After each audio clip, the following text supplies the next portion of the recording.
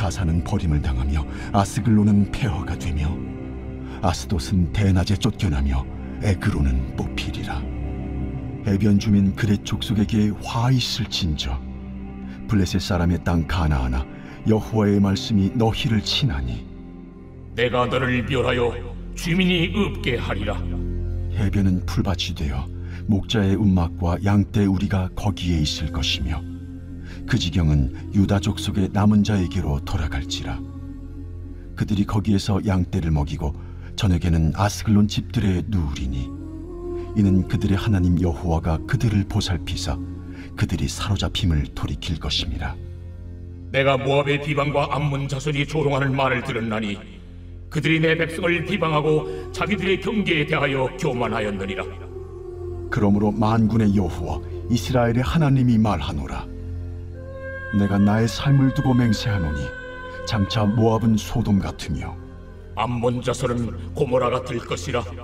진리가 나며 소금 구덩이가 되어 영원히 황폐하리니 내 백성의 남은 자들이 그들을 노력하며 나의 남은 백성이 그것을 기업으로 얻을 것이라. 그들이 이런 일을 당할 것은 그들이 만군의 여호와의 백성을 회방하고 교만하여졌음이라.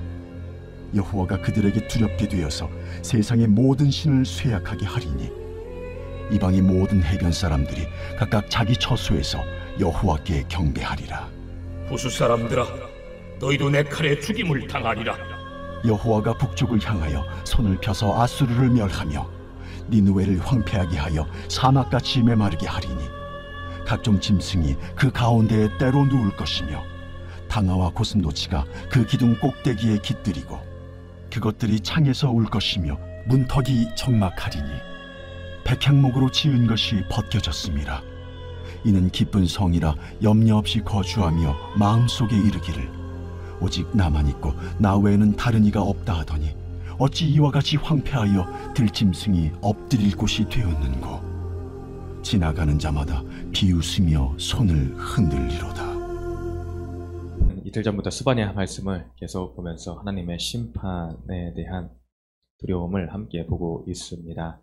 그 심판의 모습이 유다와 예루살렘으로 중심으로 하나님의 백성으로서 자부하며 자신들은 결코 멸망치 않으리라 교만으로 가득 차버렸던, 또한 우상 숭배의 악한 길로 행하게 된 유다와 예루살렘, 택함받은 백성들일지라도 하나님의 심판을 결코 피할 수 없는 것을 우리는 보게 됩니다.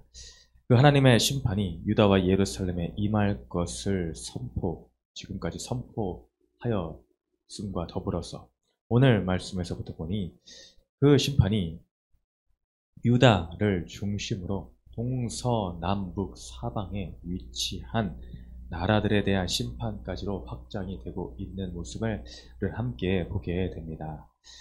오늘 4절부터 15절 말씀을 보았는데 첫 번째 단락에 블레셋이 바로 유다를 기준으로 볼 때 서쪽에 있는 나라이고, 또한 두 번째 단락에 모압과 암몬은 동쪽에 위치한 나라이며, 세 번째 단락에 구스는 남쪽에, 또한 아수르는 북쪽에 각각 유다의 동서남북에 위치한 이방 나라들에 대한 심판의 모습을 묘사하고 있는 것을 보게 됩니다. 남유다가 심판을 받은 이유의 가장 큰 것이 무엇이냐 하면 그것은 바로 우상 숭배와 그들의 불의함이었습니다.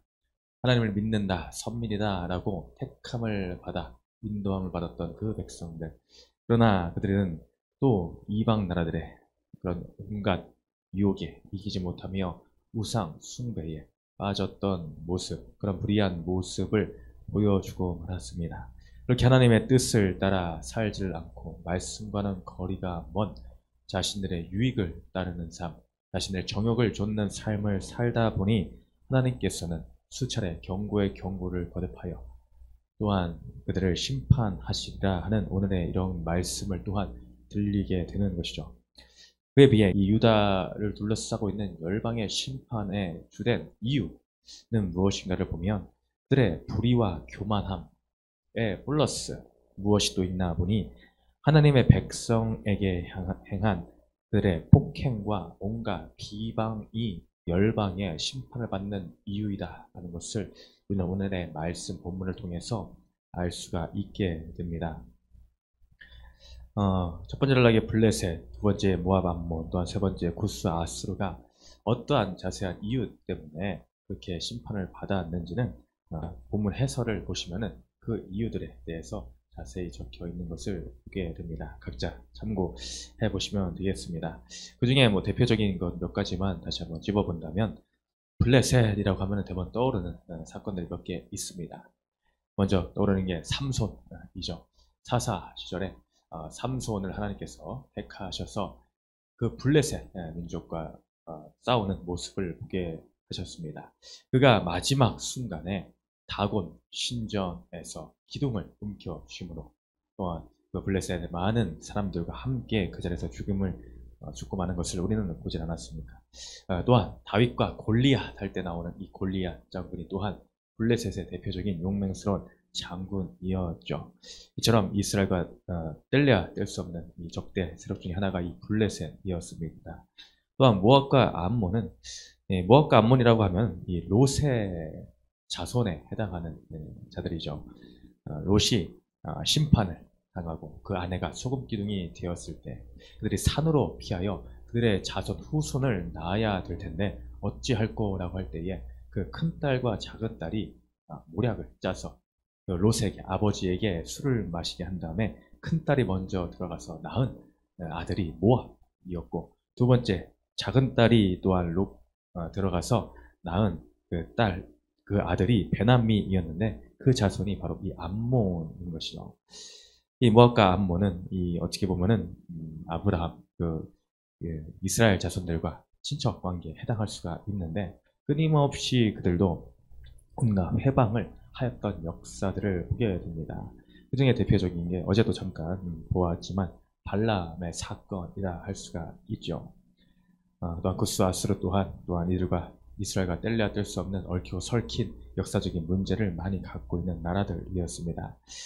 이렇게 오늘 말씀에서 이 나라들이 이스라엘 백성, 유다 백성들에게 어떠한 영향을 주었는가라는 것을 보면 그들에 대한 표현들이 다 이런 것들입니다. 그들이 교만하여졌다. 여호와의 백성을 회방하고 교만하였다라는 표현들을 반복적으로 사용하고 있는 것을 보게 됩니다. 그렇기에 이들은 심판을 당할 처지에 처할 수밖에 없었다라는 것을 말씀하고 있는 것이죠. 그들이 결국에 이러한 심판을 당하여 처해져 있는 그런 모습들을 묘사하고 있는 표현들 중에서 한 가지를 오늘 말씀 가운데 보게 되면은 14절에 각종 짐승이 그 가운데로 때로 놓을 것이며 당아와 고슴도치가 그 기둥 꼭대기에 깃들이고 그것들이 창에서 울 것이며 문턱이 적막하리니 백향목으로 지은 것이 벗겨졌음이라. 마치 전쟁이 다 끝나고 황폐한 가운데 온갖 건물과 성들이 다 무너져 버린 모습들을 떠오르게 합니다. 우리 영화의 장면 가운데서 많이 보면은 이 전쟁 이후에 참혹한 장면들을 잡을 때에 또 그 참혹스러움을 더 생생하게 표현할 때에 이 까마귀 같은 새들이 꼭 등장하는 것을 보게 됩니다. 무너진 성벽 꼭대기에 까마귀가 앉아서 그 온갖 서글픈 소리로 울어대는 그런 모습을 보이지 않습니까? 바로 여기 있는 이 당아라는 이 짐승이 바로 까마귀과에 속하는 그 새 중에 하나입니다. 바로 그 새들이 울어대는 그 모습이 바로 이 황폐한 풍경을 더욱더 적나라하게 드러내고 있음을 보게 된다는 것이죠. 바로 이렇게 남김없이 다 무너지고 멸절될 수밖에 없다. 이 모든 열방이 그렇게 심판을 맞이할 것이다 라는 것을 오늘 말하고 있습니다. 그 이유가 아까 서두에 말한 것처럼 이들의 불의와 교만이 먼저 첫 번째 이유라고 하였습니다. 그들이 어떤 교만한 모습을 보였는가라는 것은 오늘 각 단락단락에서 자세히 표현하고 있는 것을 보게 되죠. 그들이 8절에서도 그들이 내 백성을 비난하고 자기들의 경계에 대하여 교만하였느니라. 10절에도 그들이 이런 일을 당할 것은 그들의 만군의 여호와의 백성을 회방하고 교만하여졌음이라 라고 말하고 있는 것이 이 교만함이 먼저 드러나는 걸 보게 됩니다. 참 우리는 계속해서 우리의 심판과 뗄래야 뗄 수 없는 이 단어가 이 교만이라는 것을 우리는 보게 되죠. 이는 또한 죄의 가장 근본적인 속성인 것을 우리는 수없이 보아왔습니다. 아담의 이 사건, 선악과의 사건을 통해서도 이 죄의 근본된 것이 교만에서 출발하였음을 우리는 알고 있습니다.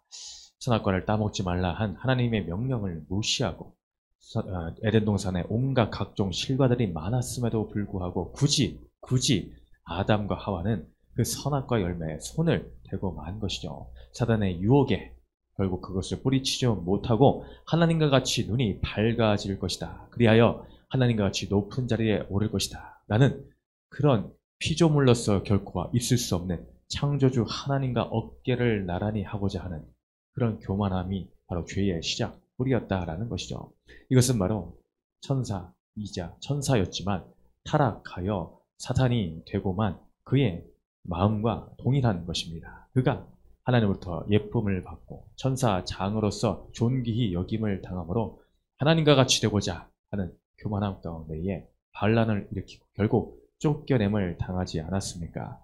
이 모습과 인간의 이 죄된 모습이 일맥상통하더라라는 것입니다. 결국 하나님의 자리에 내가 오르겠다. 내 인생을 하나님이 주관하시는 것을 나는 원하지 않는다. 내 스스로 나의 인생을 살 것이야. 내가 내 인생을 내 마음대로 할 것이야. 주관할 것이야. 라고 그 주권을 하나님으로부터 나에게로 뺏어 오고자 하는 그 마음. 바로 하나님은 더 이상 필요치 않아.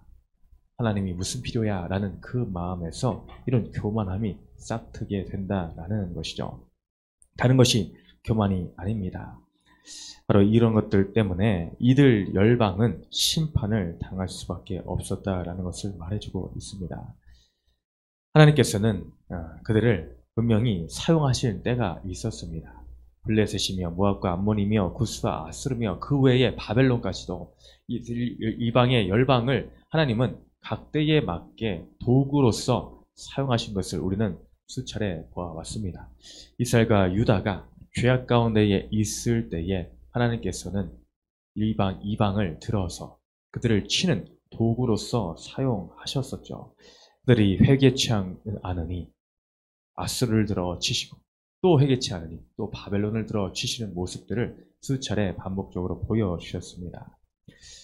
이렇게 하나님은 때로는 열방을, 이방 나라들을 자신의 백성, 내 백성을 치시는 데에 도구로서 사용하실 때가 있습니다. 이것이 하나님의 주권적인 역사이시죠.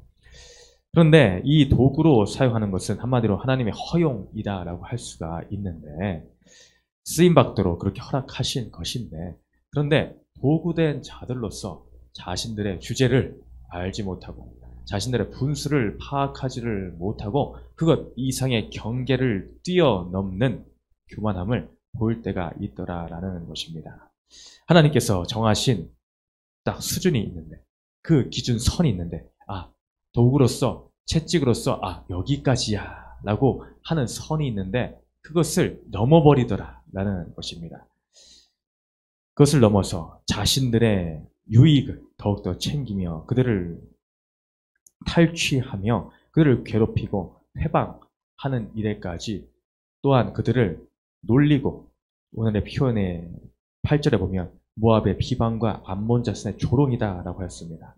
그들이 비방과 조롱까지도 서슴없이 하나님의 백성을 향해 행하는 것, 이것은 하나님이 거기까지는 원하시지 않은 선이었다라는 것입니다. 근데 그 선을 넘어서 방자히 행하고 있으니 마치 고피 뿔린 망아지처럼 절제함 없이 그들이 포악을 행하고 있으니 그들을 결국은 하나님은 다시 또 치실 수밖에 없더라라는 것입니다.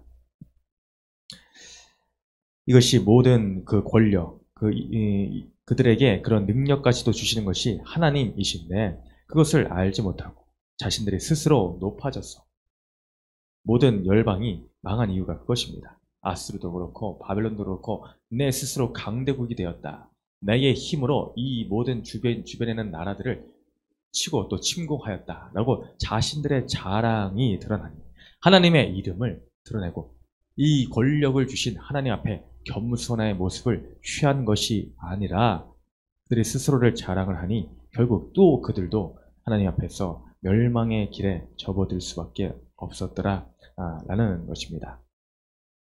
참 그러니 이 열방도 그렇고 이스라엘 백성들 향한 하나님의 마음도 그렇고 참 어떤 면에서는 동일한 것을 보게 됩니다.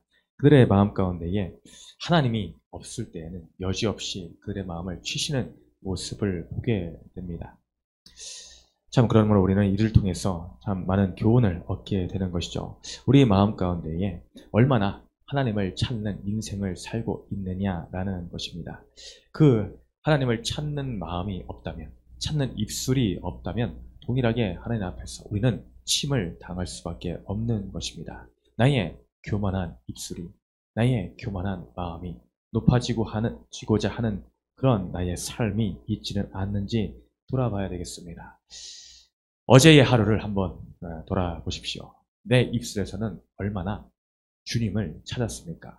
얼마나 하나님의 이름을 부르며 나의 모든 생업에 있어서, 나의 모든 삶의 매 순간에 있어서 하나님의 이름을 높이는 일을 해왔습니까? 아니면 반대로 이런 열방들과 마찬가지로 나의 주제를 알지 못하고 나의 피조물됨을 깨닫지를 못하고 내가 창조주의 자리에 오르고자 끊임없이 나의 자랑을 하며 내가 능력이 있어서 이러한 일을 해낸 거야 라고 하나님의 영광을 뺏어버리는 일들을 하지는 않았는지 우리는 어제의 하루만 봐도 우리의 삶이 어땠는가를 대번 알 수가 있을 것입니다.